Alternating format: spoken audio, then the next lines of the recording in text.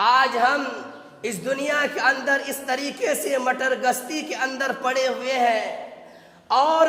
ایسا لگتا ہے کہ پتہ نہیں ہمارا دل پتھر سے بھی زیادہ سخت ہو چکا ہے۔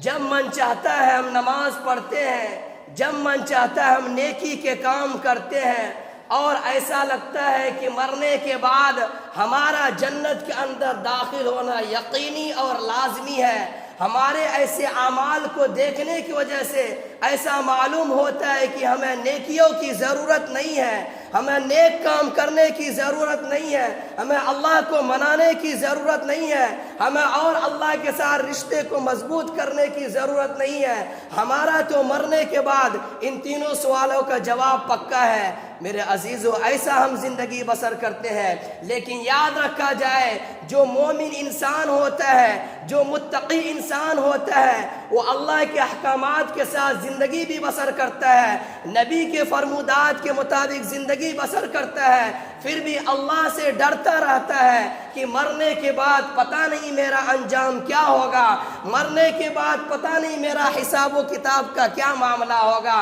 لیکن ہم نہ رہے متقی اور نہ ہی ہم نیکوکار رہے، اس کے باوجود ہم ایسے اعمال کرتے ہیں